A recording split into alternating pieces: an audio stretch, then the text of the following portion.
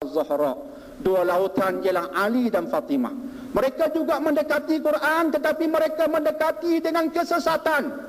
Sebab itulah dalam ayat yang saya bacakan tadi, Allah mengatakan yang benar-benar beriman, dia bukan hanya mengaji, dia bukan hanya bertadarus, tetapi dia mengaji haqqa tilawati, dengan haknya, dengan cara yang betul. Tafsirannya baru kita sebutkan tadi.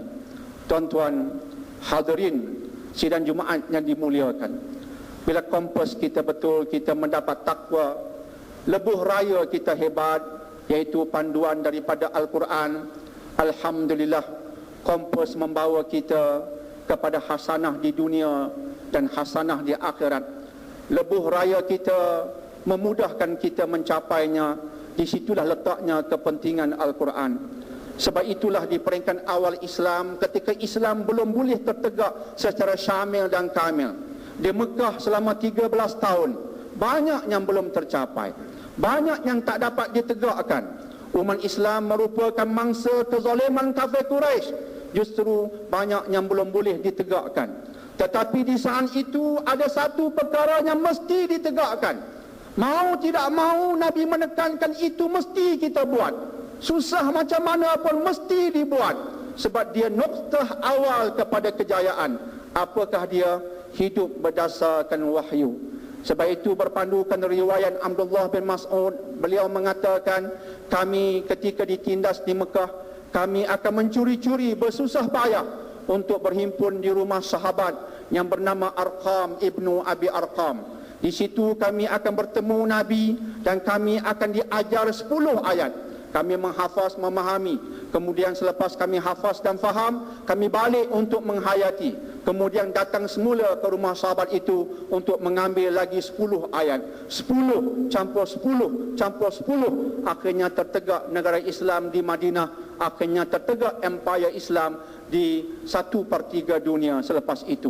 Ini kesan daripada Al-Quran, motivasi daripada Quran. Sayang sekali kita umat Islam hari ini, kita beriman dengan Quran, tapi hidup kita asing daripada Quran. Kita beriman dengan Quran, tapi syariat yang mendekati Al-Quran kita tidak mahu. Kita ambil isu Kartika Seri Dewi Soekarno yang telah meminum arak baru-baru ini di Cerating Pahang. Kemudian Mahkamah Syariah Pahang telah menetapkan dia bersalah dan disebat dengan 5 sebatan. Dalam Islam, orang yang meminum arak dan sah dia meminum arak, memang ada hukum di zaman Nabi dan Umar Al-Khattab yang menyebat dan merotan orang yang meminumnya dengan 40 sebatan, di zaman Umar dengan 80 sebatan. Hari ini kita hanya menekankan 5 sebatan. Itu pun suatu yang berbentuk takzir, berbentuk peringatan, supaya yang melakukannya insaf, diputuskan secara muktamad oleh Mahkamah Syariah, salah satu mahkamah syariah di Malaysia, diputuskan. Kita pernah mendengar isu sebelum ini di mahkamah sivil. Keputusan kadang-kala menyebabkan kita geli hati nak tertawa, tapi kita tak boleh geli hati dan tertawa, sebab jika mahkamah telah putuskan kita tidak bersetuju, kita bersalah, dituduh menghina mahkamah. Tetapi yang anehnya di Malaysia, bila mahkamah secara muktamad membuat keputusan, riuh yang di atas dan di bawah tidak bersetuju sebahagiannya, walaupun Kartika sudi disebat. Ini suatu yang aneh dan kita tak merasakan kita menghina mahkamah. Tetapi jika mahkamah sivil, mahkamah bukan syariah, keputusannya menggelikan hati, boleh menyebabkan kita tertawa, kita tak boleh komen sebab kita bersalah menghina mahkamah. Tapi bila mahkamah syariah, kita terus komen. Yang di atas pun komen, mengatakan Kartika janganlah izinkan diri disebat, walaupun dia suka disebat, dia sudah bertaubat pada hari ini, Alhamdulillah.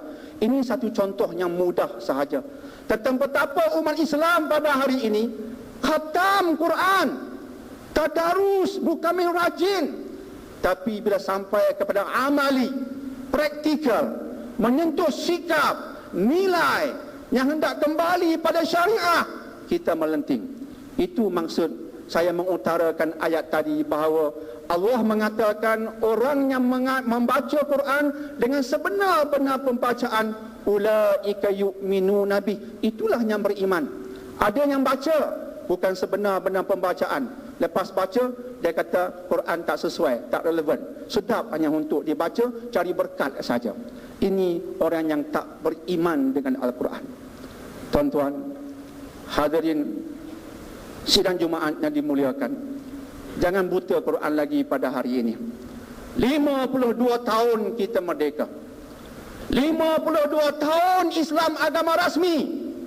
Jangan jadi golongan buta Quran lagi. Sepatutnya sudah ada peningkatan. Setiap tahun kita sambut Ramadan, kita tadarus. Setiap tahun kita baca Quran, mengaji Quran. Alhamdulillah, alhamdulillah. Sepatutnya selepas setiap tahun kita tadarus, setiap tahun kita mengharungi Ramadan, sepatutnya sudah ada peningkatan yang jelas. Tapi sayangnya bagi ramai daripada umat Islam, pengharungan Ramadan hanyalah pengharungan yang kosong. Masuk tahun baru, masuk Ramadan baru, dia bermula dengan tahap lama. Semoga tahun ini jangan lagi kita buta Quran. Kita mungkin tak buta di sudut pandai mengaji, tapi saya tak bermaksud dengan itu semata-mata. Buta Al-Quran ialah sikap kita dengan Quran, sikap yang salah. Seolah-olah kita itu ada Quran depan mata, tapi masih buta. Kita tak nampak signifikan isi Al-Quran. Alhamdulillah, di barat semakin ramai yang jatuh cinta dengan Al-Quran. Profesor matematik dari Kansas University, Profesor Jeffrey Lang, asalnya Roman Katolik, kemudiannya menjadi etis, mengkaji Quran untuk mencari kesilapan Quran. Itu tulisannya sendiri. Tetapi akhirnya dia tak bertemu dengan kesilapan. Dia bertemu Huda dan Furqan yang kita sebutkan tadi. Dia peluk Islam. Hari ini beliau merupakan seorang Muslim yang gigih berjuang. Sama juga dengan Profesor Biologi dari St. Edward University, Amerika, Profesor O'Leary. Beliau juga mengkaji Al-Quran. Pakar biologi ini mengkaji Quran. Asalnya Roman Katolik, akhirnya peluk Islam. Ramai lagi yang boleh kita sebutkan di barat. Mereka tak pandai mengaji. Pada asalnya An-In-Un pun mereka tak tahu. Huruf Jawi pun mereka tak tahu. Mereka sekadar beli Quran terjemahan bahasa Inggeris, baca maksud dan penerangan, kagum dengannya, peluk Islam. Selepas itu baru belajar alif bata, abata saja. Kita Jawi pandai, mengaji pandai, faham tak? Siapa beruntung? Di barat mereka tak pandai mengaji, dia faham, berubah dari kufur pada iman. Begitu perubahannya. Kita mengaji pandai, tak faham, tak mengkaji, duduk macam tu juga. Sebab itu pada hari ini kita nak mengubah sikap kita. Alhamdulillah, tadarus itu baik, kita tak menafikannya. Alhamdulillah, mengaji itu baik, langsung tidak menafikannya. Tapi jangan berpuas hati sekadar itu. Tahun ini biarlah kita mengaji dan memahami. Read with comprehension, not just mere reading of the Quran. Itulah harapannya, insya-Allah. Dan semoga dengan itu, insya-Allah, Malaysia dengan umat Islam yang memahami Al-Quran, Malaysia dengan umat Islam yang mengejar takwa, pemimpin di atas bertakwa dan mendekati Quran, rakyat biasa seperti kita yang marhain mengejar takwa, mendekati Quran, insya-Allah. Jika itu benar-benar berlaku, Malaysia akan disegani, Malaysia akan digeruni secara positif, dan Malaysia akan benar-benar menjadi contoh.